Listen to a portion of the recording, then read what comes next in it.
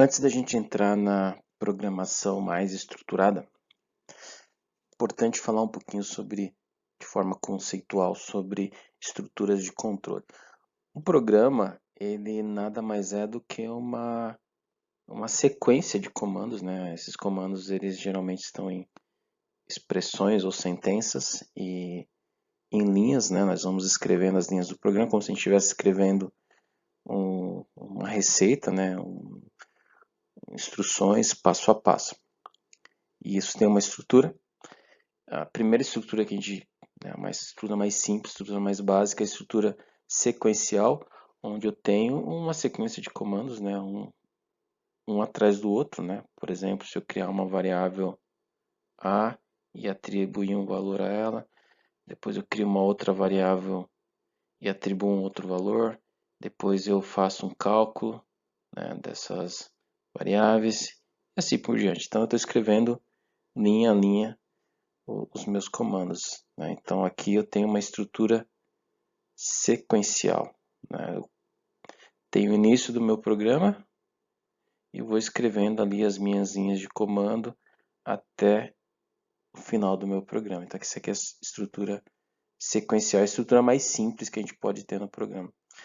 E aqui eu não tenho nenhum tipo de controle de fluxo, por exemplo, se acontecer alguma coisa, faça isso ou faça aquilo. Isso aqui não tem.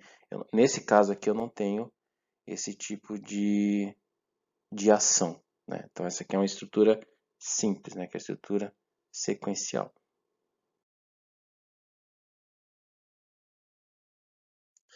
Naturalmente que um programa, para ele ter muito mais flexibilidade, eu preciso muito mais do que uma estrutura sequencial, né? E aí nós temos algumas estruturas de controle que me permite eu controlar o fluxo do meu programa. Então, por exemplo, nós temos uma estrutura chamada if,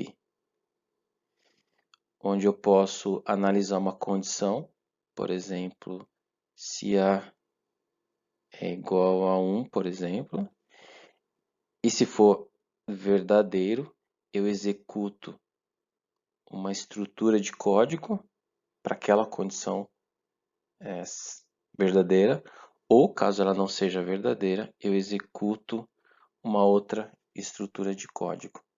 E aí depois eu continuo com numa outra sequência natural do meu código. Então essa aqui é uma estrutura onde eu tenho um controle, né? A gente chama de if, o se a minha condição verdadeira, faça isso, se não, faça aquilo. Eu também tenho uma construção que em algumas linguagens se utiliza o case ou switch case. No Python a gente vai usar uma estrutura de if, mas um if onde eu posso ter mais de um bloco.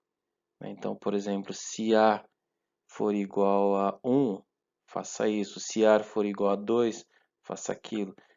Se A for igual a 3, faça isso. Se A for igual a 4. Então aí eu tenho, na verdade não é uma condição onde eu vou analisar se é verdadeiro ou falso, mas eu vou ter várias condições. E de acordo com cada uma dessas condições, eu executo um determinado bloco de comandos. Então isso aqui me dá muito mais flexibilidade na minha programação. Uma outra estrutura de controle é conhecido como while, ou enquanto. E, na verdade é um laço de repetição, né? O termo popular, o termo que a gente usa para definir essa estrutura de controle é laço de repetição, ou seja, eu tenho uma condição,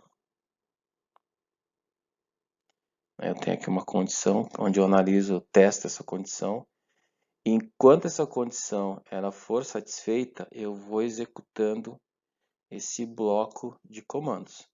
Então, na verdade, eu vou repetindo, né? Vamos supor que eu estou verificando que tem uma variável A, que ela começa como 0, e aí eu tenho uma condição, né, que eu vou colocar dentro do meu laço de repetição. Por exemplo, A menor ou igual a 10. Então, e aí eu vou incrementando dentro do meu bloco lá, o A, né, com valor 1, por exemplo. Eu vou A é igual a zero, depois eu incremento ele incremento com mais um, então ele passa a ser 1, passa a ser 2. Então, eu vou ficar dentro desse laço, né, repetindo um bloco de comando até que a minha condição ela não seja mais satisfeita. Quando ela não for mais satisfeita, eu saio do meu laço, né? Então, isso aqui é uma outra estrutura de controle que eu posso criar dentro do meu programa. Chegamos então ao final dessa aula. Muito obrigado pela sua atenção e nos vemos na próxima aula.